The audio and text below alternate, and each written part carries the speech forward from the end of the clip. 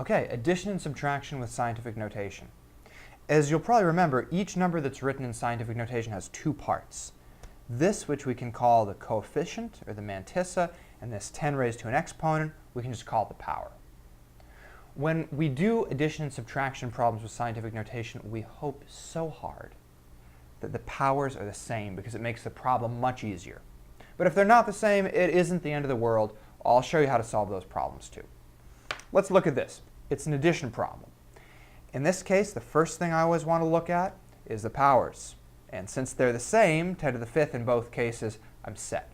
Here's all I have to do. I take the coefficients, and since this is addition, I add them together. 3.769 plus 4.21, these two guys. And I do that math.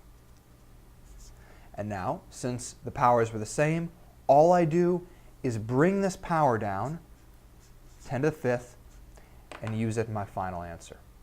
Simple as that. So my answer is 7.979 times 10 to the fifth. All I have to do is do the math, and then I just bring down 10 raised to the exponent. Here's a subtraction problem. I'm not even going to go through the whole thing because I think it's so easy. I just look at the powers here. They're the same. So all I have to do is the subtraction. 8.14 minus 2.01. There's the answer. And then I take 10 to the negative second. I pull it down here and reuse it in my final answer. I'm done. So you may be asking yourself, what do you do if the powers aren't the same? Like this example here.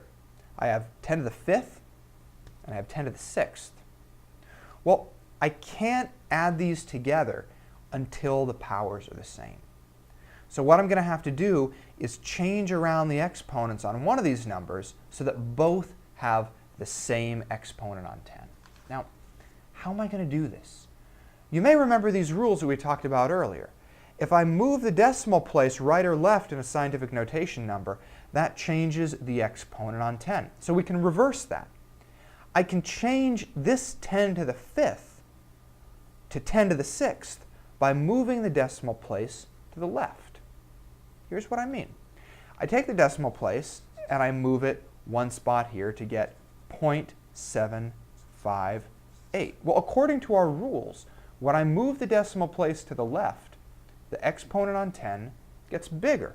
So I moved it one spot to the left, which means that the exponent is going to be bumped up from 10 to the fifth to 10 to the sixth. So moving the decimal place one spot to the left now gives me two numbers that have the same power. So now I can go ahead and add them just like I did earlier. So we'll do 2.871 plus 0.758. Add these together.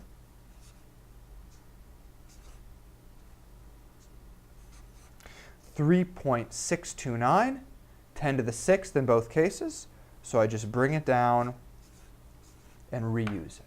Now, as an aside, your teacher may be asking you to round your answers using significant figures. I'm not rounding using significant figures here, but if your teacher's asking you to do that, watch my video on significant figures rounding for addition and subtraction, as well as significant figures rounding for scientific notation. But just keep in mind that I'm not following those rounding rules here. Here's another example.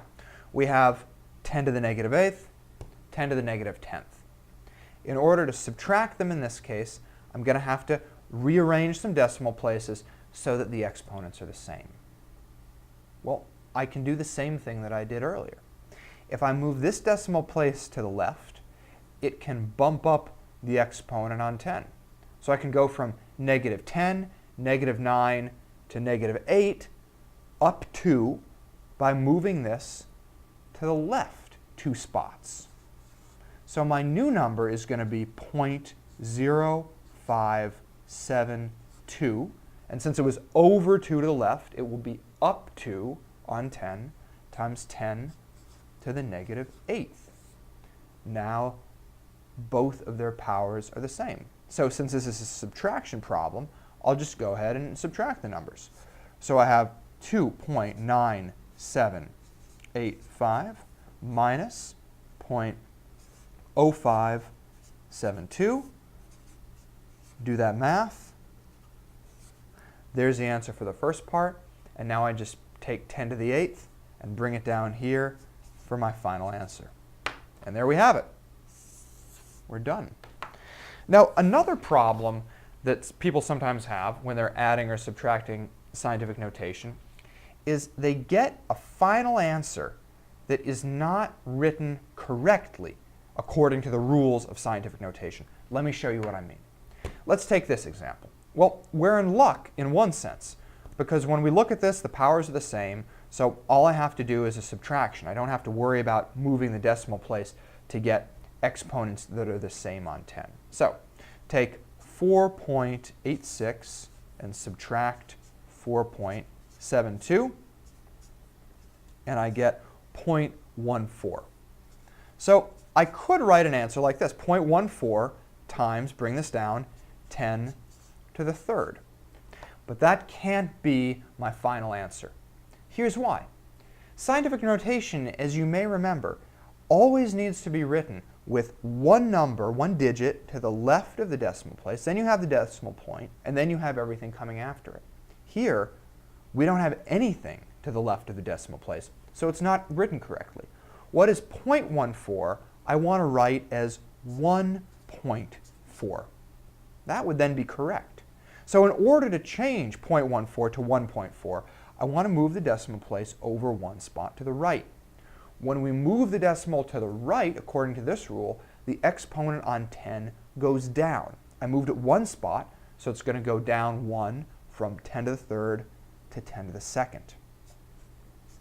So 1.4 times 10 to the second, that now is written in correct scientific notation, and that is how we do addition and subtraction.